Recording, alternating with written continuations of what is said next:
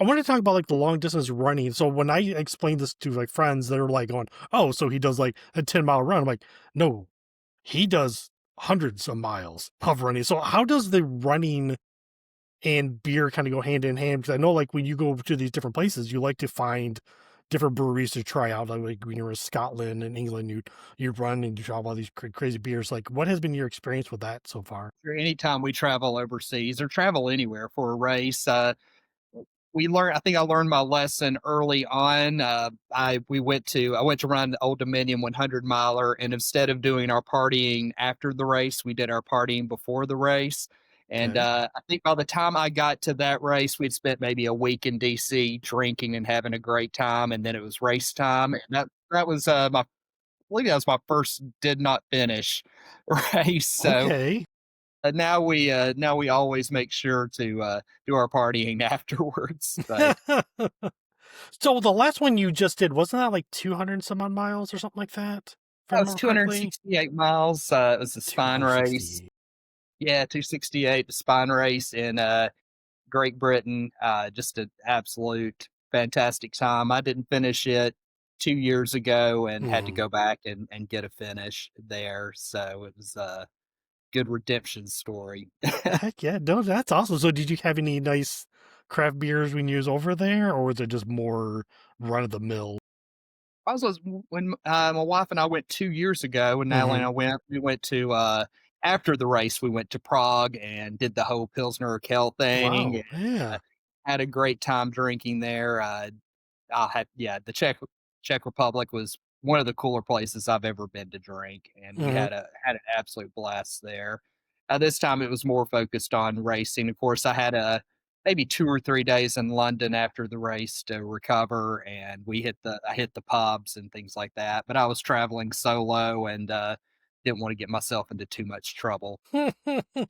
So with with the Czech beers, right, did you I know there's like isn't there like 3 different pours they do? Like, one's, like, all milk, right? It's just all foam, a half and half, and just a pure just regular pour. Did you get a chance to try all those and see the difference was or the hype was about those or anything like Oh, that? we sure did. Yeah, we Yeah, did. Not I'll say it wrong. That was like the Milko pour, Mliko pour.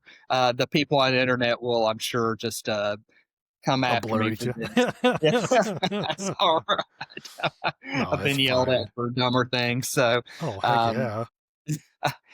yeah, we ended every night with one of those, and it was fun. It's fun to experience there, fun to see that beer culture. Mhm, You know, we talk about it here, and I think a lot of people, when they open a brewery here, that's what they always focus on is the beer culture of Germany, Czech Republic, mhm, Belgium. And I don't know how you recreate it in an area where it hasn't been mhm. part of the culture forever. I don't even know how you'd possibly recreate an Yeah. English pub That's in true. this. That's a good question. Yeah. So like there's one that's not too far from here that I was there's a YouTube channel. I can't remember the name of him. And he has a Czech inspired brewery. So that's all he has is like Czech inspired beer. And I've always been kind of curious, like, how does his hold up to say beer from the Czech area itself? Now, granted, I know I've heard from you and I've heard from one other person in our brew group that has gone there. Like drinking beer there is a totally different experience than we when we actually get it shipped to us. Like there's just something happens in transit that just degrades the flavor, the taste, the quality of the beer when it actually gets to us. Do you have any thoughts on why that happens? I'm just kind of curious. No, I really don't, unless You it's just know, truly the packaging and the time it spends in containers to get here. Maybe it doesn't get mm, refrigerated. Maybe it's heat. Who knows?